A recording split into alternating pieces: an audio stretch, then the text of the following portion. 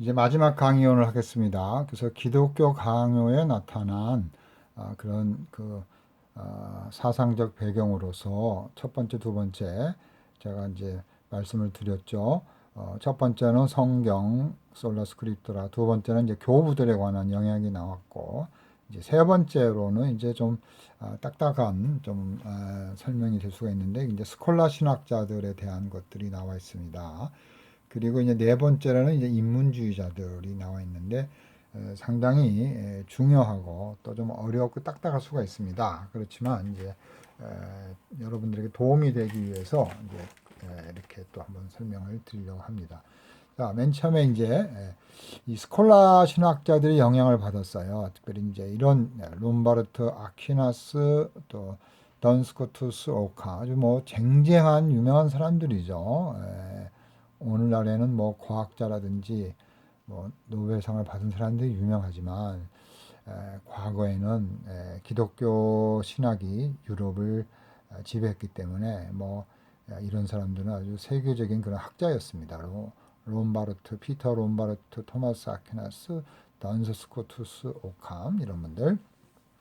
자, 그러면 이제 스콜라 신학의 영향을 받았다고 했는데 이제 이 스콜라 신학이라는 게 뭔가 이게 굉장히 이제 쉽지가 않죠. 좀 어려운 내용인데 제가 그 아리스토텔레스의 그 설명도 이제 드렸습니다. 그래서 이제 특별히 그 이제 여기에 이제 간단하게 잘 나와 있습니다. 이 사이트를 보면은 그 스콜라 신학이라는 것은 특별히 이제 그 우리 기독교 신앙 혹은 기독교 신학이라고 볼 수 있는데 요거를 이제 어떻게 하냐면 이성적인 그런 사고, 이성적인 그런 논증, 논리, 증명 이런 것들을 통해서 이제 체계화하는 것이 이 스콜라 철학입니다. 그러니까 신학만 썼던 그냥 미사오니로 끝나는 것이 아니라 믿음도 이성적으로 이제 해석하고 이해해야 된다. 그러니까 우리 기독교의 모든 사건, 뭐 하나님에 대한 것, 또 어떤 뭐 우리 교회라든지 어떤 우리의 삶의 모든 것들을 믿음으로만 봤는데 이제는 이성적인 그런 생각이 필요하다는 거예요. 그래서 이성적인 생각을 강하게 주장했는데 바로 아리스토텔레스의 그런 사원인론, 아리스토텔레스의 영향이 중세 때 이제 토마스 아퀴나스라든지 많은 그런 그 신학자들에게 와서 이제 한바탕 큰 이제 뭐 소동도 피고 싸움도 하고 또 이렇게 발전도 하는 그런 과정을 겪게 됩니다. 이제 이런 과정, 스콜라 천황을 통해서 오늘날 현대 과학적인 것도 이제 시작이 되는 이런 계기가 되게 됩니다. 그래서 이제 다시 본문으로 가서 이런 이제 스콜라 천학자 롬바르트라든지 이런 오캄이라든지 이런 사람들이 이제 그 칼빈의 그런 기독교 강요에 이제 영향에 이렇게 많이 나타나죠. 그래서 이제 이런 분들의 그런 이제 그것들을 이제 우리가 찾아볼 수가 있습니다. 롬바르트가 누구냐, 아퀴나스 또 누구냐 이런 이거 다 찾아보면 시간이 많이 걸리는데 일단 이분들이 주장했던 것들이 이제 유명론이라고 있습니다. 유명론. 그 반대는 이제 실제론, 뭐 실험론 이렇게 부르는데 이분들이 이제 유명론을 주장하면서 이제 이런 스콜라 신학을 발전시켰는데 특별히 이게 유명론이 뭐냐? 이게 아주 굉장히 유명한 말이죠. 유명론. 유명론은 이렇게 말을 하죠. 그러니까 그러니까 유라는 것은 존재라는 뜻이잖아요. 유 있다. 그러니까 있는데 명칭만 있다는 거예요. 이름만 존재한다. 그게 유명론이에요. 쉽게 말하면. 그러니까 그 뭐가 있느냐? 이데아 세계라든지 초자연 세계라든지 그런 초월적인 그런 절대적 가치, 보편적인 진리 그거는 이름만 존재한다는 거예요. 그러니까 실제가 없다는 거예요. 그러니까 플라톤 철학에 대한 반발이죠. 어떻게 보면. 자, 그러면 유명론을 한번 우리 살펴보면 한번 유명론 볼까요? 유명론. 아이고, 아니, 죄송합니다. 유명론. 자, 유명론은 그러니까 이런 그 이데아적인 보편 개념 또 추상적이잖아요. 이데아는 현실을 초월하기 때문에 추상적인 이런 개념들 그런 대상을 이제 거절하는 거죠. 그리고 이제 그런 것들은 이제 그냥 이름상 뭐 어떤 이름상으로만 존재하지 실제는 없다는 거예요. 그러니까 상당히 현실적인 거죠. 상당히 역사적인 거죠. 그러니까 진짜 눈에 보이는 그런 어떤 개체에 대한 강조를 하는 거죠. 그러니까 보편에 대한 거부죠. 즉 보편과 추상적인 초월적인 그런 대상이 실제로 있다. 그걸 거부하는 겁니다. 그래서 이제 이게 중세 스콜라 철학의 대세적인 아주 것 중에 하나였습니다. 그래서 이제 그게 이제 논쟁이 벌어지는 거죠. 이데아의 세계와 현실 세계의 논쟁이 바로 이 보편론 논쟁인데 바로 이 보편을 어떻게 보느냐? 보편이 있다, 없다, 이름만 있다. 이게 유명론입니다. 보편이라는 건 보편은 뭐냐? 절대적인 거라는 거죠. 이데아적인 거라는 거죠. 아주 영원한 거라는 거죠. 그래서 유명론에 대해서 여러분들 살펴보시고 다시 본문으로 와가지고 자 이렇게 중세 시대 때 이런 오캄이라든지 토마스 아퀴나스 이런 쟁쟁한 신학자들이 이런 걸 주장한 거죠. 그래서 노미나 포스트 레스가 유명한 말이죠. 노미나 이름만 레스 이름만 있다 이거죠. 이름만 있는데 뭐예요? 포스트 애프터죠. 레스 이 레스는 실제죠. 리얼리티 실제라는 것은 이름만 실제에 넘어서 이름만 존재하는 거죠. 그러니까 실제라는 것은 없다라 보면 되는 겁니다. 자, 그 다음에 이제 이런 이제 롬바르트, 아퀴나스, 던스코투스, 오캄 이런 사람들이 이제 굉장히 칼빈에게 영향을 줬어요. 그래서 한번 이제 이런 사람들이 하나님의 주권에 대해서 이제 상당히 이제 영향을 주는 거죠. 이런 사람들이 하나님의 의지와 주권을 이제 강조하니까 오캄, 던스코트 이런 사람들인데 오캄을 한번 보면 오캄 이제 아주 유명한 사람인데요. 오캄 하면 그 여러분들이 혹시 오캄의 면도칼이라는 영국 사람이죠. 여기 오캄 유명한 오캄의 면도칼이라는 게 있습니다. 오캄의 면도칼 그게 예리하게 분석하고 그런 어떤 아주 그런 방법이죠. 이게 현대 과학에도 영향을 준 거죠. 오캄이라는 사람은 프란시스코 수도사죠. 이런 프란시스코 수도사, 아우구스토 수도회 뭐 이런 것들이 많이 있는데 그 중에 하나죠. 오캄이라는 것은 동네 이름이죠. 오캄, 영국의 동네 이름입니다. 그래서 윌리엄은 이제 평범한 청빈한 삶을 살았고 바로 이 유명론의 선구자죠. 아까 그 유명론 설명했죠. 이름뿐인 거야. 실제성을 거부하는 거죠. 그러니까 어떻게 보면 아리스토텔레스가 이제 유럽과 중세를 지배한 거죠. 아리스토텔레스의 철학이요. 그래서 이거 근대 철학의 아버지라고도 인정을 받고 있죠. 특별히 재밌는 거는 그 오캄의 면도칼인데 아주 그 방법, 그 아주 유명한 그 방법 혹은 방법적 원리라고 표현했는데 그런 방법에 있어서 이제 한번 보겠습니다. 오캄 면도칼, 오캄의 면도칼 레이저라고 그러는데 경제성의 원리라고도 불러요. 이게 아주 검약할 수 있다는 거예요. 군더더기 다 빼고 핵심적인 방법을 쓰라는 거예요.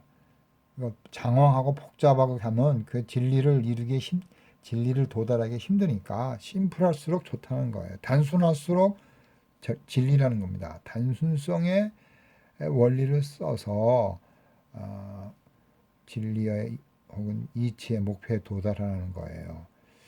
그래서 이제 여기 이제 예를 들면 많은 것들을 필요 없이 가정해서는 안 된다. 그러니까 쓸데없이 가지치기를 많이 해가지고 목표로 가는데 방해가 돼서는 안 된다는 거예요.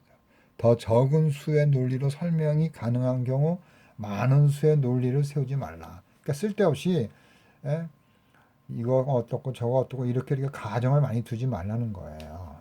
간단한 가정 몇 개만 가지고 시작을 하라는 겁니다. 자, 이게 이제 오캄의 면도칼, 검약 이런 방법입니다. 오캄의 그런 방법론에 있어서 오캄이 유명하고 던 스코투스는 이제 신의 속성을 많이 강조하신 분인데 한번 보겠습니다.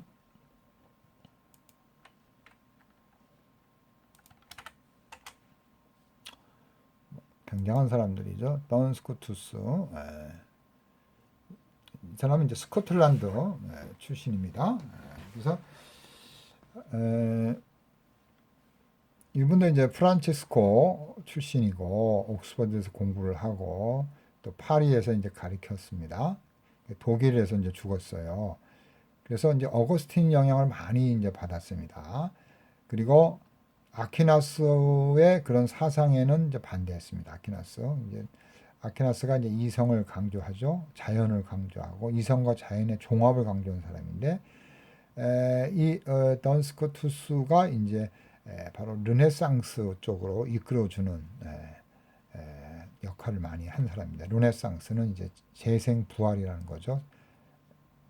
인간 중심적인 사고, 신 중심에서 인간 중심적인 사고로 바뀌는 걸 우리가 르네상스라고 그러죠. 르네상스. 여기 보시면 나오는데 이제 그런 어떤 그 증명에 있어서 이제 그런 아리스토텔레스적인 그런 것들 사원론에 대해서 이제 그 비판을 하고 좀 더 던 스코투스는 어떤 그 하나님의 그런 어떤 전능성, 하나님의 그런 그 의지에 상당히 이제 강조를 많이 했습니다. 그래서 그 여기에는 이게 잘 나오지 않는데 그 던 스코투스는 그 하나님께서 예를 들어서 예수님께서 하나님께서 사랑으로 사람을 사랑할 수 있는 한 존재를 자신 밖에서 찾아내시기 때문이라는 것이다. 그러니까 그런 어떤 성육신의 그런 것들을 이제 좀 더 사랑의 관점에서 이제 많이 봤다.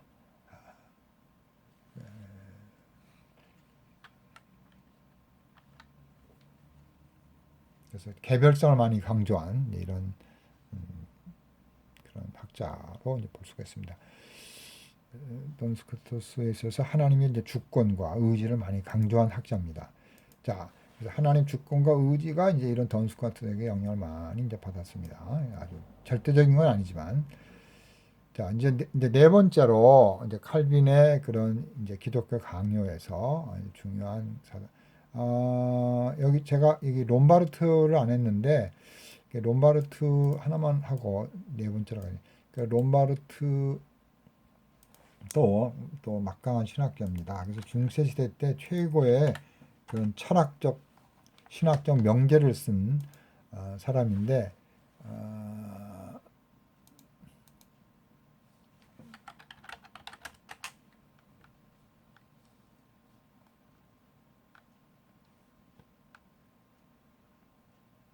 명제집을 쓴 센텐스라고 유명한 그런 사람입니다. 그래서 그 롬바르트는 이제 이렇게 그 이제 요 사람도 유명하죠. 아벨라스도 유명한데 아벨라스 유명하죠. 여제자와 사랑한 중세 시대 때 사랑의 그런 신학자 아벨라투스도 유명하죠. 사제품 요게 이제 그 유명한 그 센텐스 명제들이라는 책인데요. 1280년에 메데치아에서 나왔군요. 피렌치 메데치아 도서관에 있는 건데 이 센텐스라는 것은 네 권으로 된 건데요. 이게 뭐냐면 yes and no. 그러니까 어떤 것들을 이제 만약에 어거스틴이다. 그럼 어거스틴의 어떤 그런 주장을 이거는 맞고 이거는 틀리다. 이렇게 yes and no의 관점에서 해석하고 설명해 준 겁니다. 그래서 많은 여기 보면 칼뱅에도 인용을 많이 했죠. 루터 칼빈도 여기 센텐스에 대해서 영재들에 대해서 아마 책이 아직 우리나라의 문서에 번역이 안 된 모양인데 제가 한번 영어 문서로 한번 가보겠습니다. 센텐스. 여기 보면은 요 센텐스.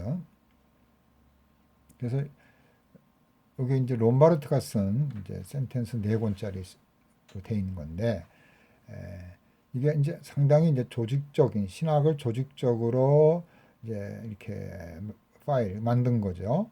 그런데 이제 상당히 이제 어떻게 보면 어떤 성경 본문에 대해서 이제 권위적인 그런 스테이트먼트를 썼어요. 이건 틀렸다, 이건 맞았다. 그래서 그걸 yes and no라고 부르는데요. 여기에 이제 이게 이제 주석이라는 거죠. 설명. 그런 방식을 쓴 거죠. 주석이 뭐냐면 이런 거예요. 이렇게 문장이 있으면 여기에다 글로사 혹은 글로세스를 해서 이렇게 주석을 쓰는 겁니다. 그래서 짧게 쓰는 게 있고 굉장히 길게 쓰는 게 있고, 그래서 지금 우리 성경 관주 성교 뭐 할 때 요즘 성경에 보면 여기 설명이 돼 있잖아요. 다 이게 중세 시대 때 이런 센텐스라든지 뭐 그런 학자들이 했던 거를 지금 따라서 하는 겁니다. 이걸 이제 각주 혹은 뭐 여기 이제 주해라고 부르는데, 본문을 놓고 옆에다 이렇게 설명을 해주는 거. 그걸 이제 그로세스 이렇게 이제 그로사 복수라는 그로사라고 부르는데요. 여기에 이제 센텐스의 이 내용 여기 있죠. 여기 보니까 삼위일체의 신비, 창조에 관해서 또 하나님의 말씀의 성육신, 기독론이죠. 그 다음에 어떤 사인의 교리들. 그래서 요 네 가지로 되어 있는데, 아까도 말씀드린 대로 이렇게 권위적으로 돼 있어가 이게 틀렸다 맞았다. 그래서 모든 것을 yes and no로 이렇게 설명해 주는 그런 신학 주석 작품이다. 이렇게 이해하시면 될 것 같습니다. 자, 그러면 다시 이제 본문으로 와서 이제 이렇게 스콜라 철학자들 복잡하고 학자도 많고 그런 유명론, 실제론. 근데 그 실제 유명론은 이제 이름뿐이다라고 했지만 그러니까 실제론에 대해서는 제가 말씀을 안 드렸는데, 실제론 잠깐 설명을 드리면 여기 찾아보시면 실제론 한번 가보겠습니다. 플라톤적이면서 여기 있죠. 실염론, 여기 보면 그 실제론 혹은 신염론 이렇게 부르는데요. 의식 주관으로부터 독립된 실제. 그러니까 우리가 있기도 전에, 우리가 의식하기 전과 상관없이 독립적으로 실제가 있다는 거예요. 이데아 세계에 본질이 있다는 거예요. 개체에 관계없이. 자, 그래서 바로 그런 초월적이고 초자연적인 실제가 있다를 인정하고, 그래서 그걸 올바른 인식의 목적과 기준으로 보는 관점이 있는 것이죠. 그래서 그 실제의 그런 어떤 유사성을 이제 관념론도 이제 주장을 하는데, 그 비슷하지만 좀 다른 면이 이제 있습니다. 그래서 인간의 인식과 독립되어 있다는 거. 예를 들어서 세계는 언어와 독립되어 있는 대상들과 성질들의 총체로 구성되어 있고, 진리는 기호와 세계와의 대응 관계라는 것이다. 세계에 관하여 궁극적으로 참되고 완전한 기술을 할 수 있다고 믿는 이론이다. 그러니까 그런 이데아적인 그게 있기 때문에 참다운 궁극적인 최고의 가치, 최고의 선이 있기 때문에 그걸 진술할 수 있다는 거예요. 그러나 이제 실제의 유명론자들은 그런 거는 이름뿐이지 그걸 우리가 증명할 수 없기 때문에 대립적이라는 거죠. 이름만 있다는 거예요. 그래서 플라톤의 이데아론적 실제론에서 영향을 받은 거죠. 자, 그래서 이제 스콜라 철학 이런 학자들이 기독교 강요에 많은 영향을 줬다. 이제 마지막 요거 하고 오늘 수업을 마치려고 하는데요. 자, 그 다음에 이제 기독교 강요의 역사적 배경 속에는 인문주의자들의 영향이 많이 있습니다. 그래서 이제 인문주의자들이 뭔가, 여러분들 이제 하나님을 믿으면서 르네상스의 영향을 받아서 인간의 어떤 본성, 인간의 이성, 인간 중심적인 그런 학문적 활동을 하는 거죠. 그래서 결국 인문주의가 결국은 종교개혁자들 영향을 주고 또 결국은 이제 계몽주의로 이제 가게 되는 역할을 하는 거죠. 그러니까 르네상스 인문주의에서 종교개혁 영향을 주고 인문주의가 이제 계몽주의가 현대 사상, 현대 문명, 현대주의에서 또 포스트 모던주의로 이제 이렇게 흐르게 되는데 다 인문주의, 그런 어떤 인간의 이성 중심, 인간의 자율성, 인간 중심, 이게 이제 강력한 무기가 되는 거죠, 인문주의는. 자, 그래서 이제 이게 나쁘다고 볼 수는 없죠. 하나님을 배반하고 하나님이 없다, 그런 반신론적, 반기독교적 인문주의는 우리가 거부할 수밖에 없죠. 예를 들어서 뭐 공산주의라든지 뭐 이런 칼 막스라든지 이런 데 있어서는 좌파 인문주의로 해가지고 물질적 인문주의죠. 해겔 좌파들은. 자, 칼빈에게 영향을 줬죠. 그래서 예를 들면 발라, 에라스무스 부대 이런 사람들 했죠. 그래서 지난 시간에 기욤 부대에 대해서 설명을 드렸죠. 프랑스 사람으로서 굉장히 칼빈에게 영향을 많이 줬습니다. 로마 화폐라든지 로마의 그런 그 계량, 그런 도구, 이런 뭐 측량 이런 것들에 대한 것들을 깊이 있게 연구해가지고 로마에 대한 이해를 깊이 있게 해준 거죠. 뭐 에라스무스는 지난번에 했기 때문에 하지 않겠습니다. 인문주의의 왕자죠. 본문 비평, 역사적 문법적 비평을 시도한 사람이죠. 그다음에 그 로렌스 발라, 한번 살펴보겠습니다. 아주 재밌는 사람인데요. 이탈리아 사람인데 이제 상당히 이제 그 로마 카톨릭에서 많이 이제 많이 압박도 하고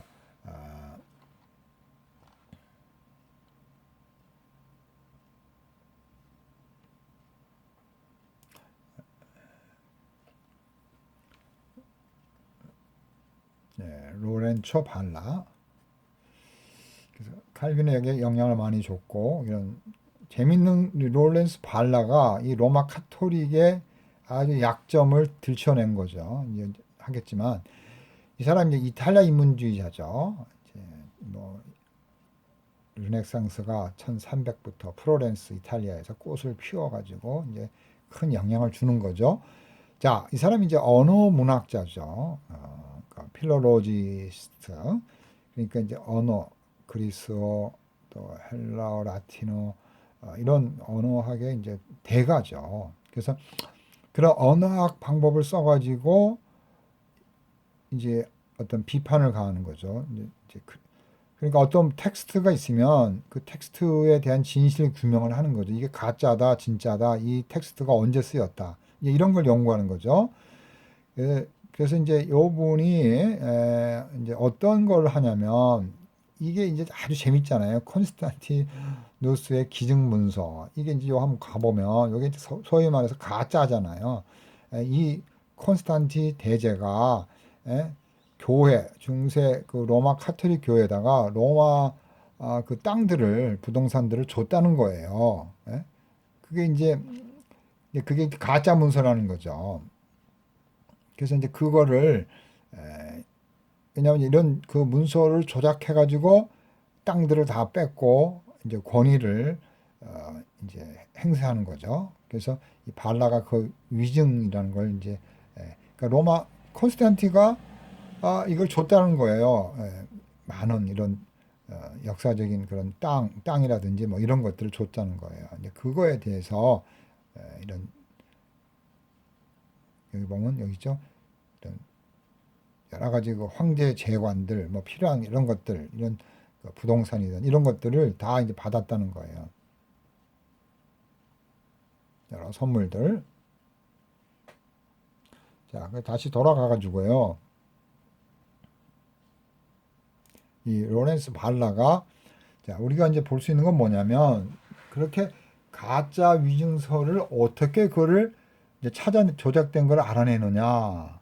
바로 언어 문학적 방법을 쓰는 거예요. 또 역사적인 방법을 쓰는 거예요. 왜냐하면 인문주의자들이 이제 플라톤의 작품, 아리스토텔레스의 작품, 그런 원전 연구를 통해서 굉장히 이제 학문성이 이제 발전이 된 거죠. 이 단어만 탁 들으면은 이게 만약에 예를 들어서 뭐 폰테스다, 예를 들어서 어떤 이런 원전이다. 그러면 그 원전이 언제부터 쓰였나? 그런 단어 자체의 기원을 알기 때문에 이제는 꼼짝 못하는 거죠. 조작해가지고. 그래서 이 가짜 문서가 이게 뭐냐면 상당히 이제 그 글자의 필체가 이 라틴어체가 아주 조잡하고 역사성이 없다는 거예요. 심지어 그 콘스탄틴 대제 시대에 있지도 않는 그런 도시, 있지도 않는 그런 단어들을 썼다는 거예요. 예를 들어서 세종대왕이 뭐 어떤 사람한테 땅을 준 문서가 있다. 그래서 그걸 살펴봤더니 거기에 뭐가 있어요? 예를 들어서 뭐 세종대왕이 뭐 어떤 무슨 장관을 사랑하고 뭐 배려해가지고 뭐 아주 그냥 어, 아주 그냥 소위 말해서 뭐 그걸 뭐라 합니까? K-팝 같은 K-팝 같은 그런 인기를 누린 어떤 장관에게 무슨 좌의정한테 뭐 종로 땅을 줬다. 그러면 K-팝 같은 그게 세종대왕 때는 그런 용어가 없었잖아요. K-팝이 지금 그러니까 그런 언어적인 역사적인 연구를 통해서 이게 가짜 문서라는 것을 밝혀낸 겁니다. 그래서 이 콘스탄티노스키죠. 그러니까 이게 교회가 사제들이 쓸데없는 아주 웃기는 코미디죠. 그 탐욕과 재물의 욕심이 되니까 문서까지 거짓말로 해가지고 부동산과 유럽 3분의 2가 다 로마 카톨릭이 부동산 등기를 친 거 아닙니까? 얼마나 땅과 유산을 많이 가졌어요. 사람 죽으면 영혼이 천국 가야 되니까 기증하라. 그러니까 뭐 노인들이 죽으면서 카톨릭 재단에다가 다 기증하니까 땅도 많고 심지어 이렇게 거짓된 콘스탄틴 왕이 기증한 문서다. 거기에 있는 내용 것들이 다 이제 엉터리죠. 뭐 이거 줬다. 뭐 이런 땅이 있다 이런 것들이. 자, 그래서 이 발라라는 사람이 이렇게 유명하다라는 것입니다. 그래서 이런 사람들에게 영향을 받아서 칼빈이 그런 언어학적인 역사적 해석의 그런 것들을 이제 기독교 강요에서 이제 보여줄 수가 있는 거죠. 그래서 제가 이제 그 칼빈의 해석적 발전에 대한 영향을 썼어요. 칼빈 해석학 방법론 발전에 대한 영향이라는 것을 제가 이런 그 학회지에다가 제가 기고를 했는데 뭐 한 20년 됐나요? 오래전이죠. 20년이 딱 넘었네요. 여기에 이제 제 글이 이제 이렇게 있어서 여러분들이 이제 이렇게 다운 받아서 볼 수가 있을 겁니다. 옛날에는 이제 무료로 볼 수 있었는데 아마 무료도 저희 이름이 있죠. 여기 보시면 바로 그런 그 사람들에 의해서 칼빈의 해석적인 방법이 부대라든지 에라스무스라든지 이런 사람들에 의해서 이제 형성이 됐다. 페이지인데 왜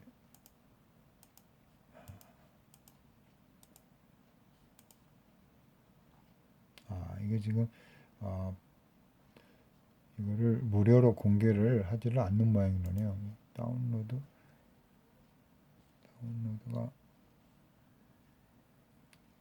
되고 있는 것 같기도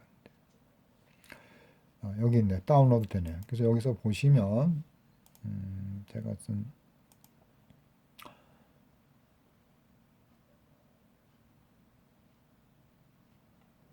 시간이 좀 많이 걸리네요. 3분. 저희 그 홈페이지에서 안명준 교수의 신학 이야기 홈페이지에서도 아마 볼 수가 있을 겁니다. 제가 이게 컴퓨터가 좀 느리고 최근에 이게 바이러스가 들어와가지고 상당히 이제 컴퓨터가 이제 그 윈도우 7인데 상당히 느린 상태에 있습니다. 자, 다운되는 건 좀 이따 보기로 하고요. 자, 이렇게 이제 이런 그 칼빈의 해석 방법에 이런 인문주의자들의 해석 방법이 많은 영향을 줬다. 본문 비평, 발라라든지 에라스무스, 또 부대, 역사적인 로마의 화폐라든지 역사적인 그런 문헌 연구를 칼빈에게 영향을 줘서 이 기독교 강요가 그런 관점 속에서 쓰여질 수가 있었다. 이렇게 보시면 될 것 같습니다. 자, 그러나 이런 영향을 줬음에도 불구하고 칼빈과의 차이점이 있다 이거예요. 그래서 루터도 영향을 줬지만 공제설 또 성경의 정경성 야고보서 예를 들면 이런 것들 지푸라기 서신이라고 그랬잖아요. 그런 것들 예정론, 교회, 기독론 이런 데서 루터와 이제 차이점이 있고 또 멜랑이톤도 영향을 줬지만 기독론에 있어서 또 이런 자유의지와 예정 교리에 대해서는 또 칼빈이 반대를 하고 말틴 부조에게 영향을 많이 받죠. 그때 목회도 하고 스트라스부르에서 니콜라스 교회에서 목회했잖아요. 그때 영향을 많이 받았지만 좀 더 강조점에 있어서 좀 차이가 있다. 그래서 이제 칼빈은 이제 이런 그 기독교 강요가 이제 후기 개혁주의 신학에 이제 큰 영향을 줬고 또 그런 것들 기독교 강요와 후기 개혁주의 칼빈 후예들과의 어떤 차이점과 공통점 이런 것들을 이제 많이 연구들을 합니다. 그래서 그런 것들을 이제 우리가 연구할 수 있고 삼위일체 또 그런 또 이런 방법 간결한 방법 로치 메소드라 그래가지고 아주 간결하게 다루는 그런 방법 또 하나님과 인간의 상호 관계 또 하나님의 주권을 강조하는 것 또 윤리를 강조하는 것 경건을 강조하는 것 이런 것들이 이제 이 기독교 강요에서 좀 차이점으로 나온다는 거예요. 그렇게 딱딱한 교리가 아니고 또 성경 신학적으로 그런 어떤 그런 주석을 잘 풀어줬다는 거죠. 그런 플라톤, 아리스토텔레스 이런 방법들을 적절하게 칼빈이 이제 사용을 하게 됩니다. 그래서 이런 좀 차이점, 신학자들과 이런 차이점과 또 칼빈이 더 강조한 이런 점들에 대해서 제가 설명을 이것도 하려면 시간이 많이 걸리는데요. 짧게 제가 했습니다. 그래서 다운받은 거 제가 보려고 다시 한번 가볼까? 여기 다운됐네요. 그래서 여기 제가 쓴 그런 영향, 그런 칼빈 해석에 있어서 그런 방법론에 대한 영향을 보면 이제 바로 크리소스톰이라든지 휴메니스트 발라라든지 부대, 에라스무스 이런 사람들이 영향을 준 것을 이제 다루는 거죠. 그래서 이제 칼빈은 이런 사람들에 대해서 이제 감사를 하는 거죠.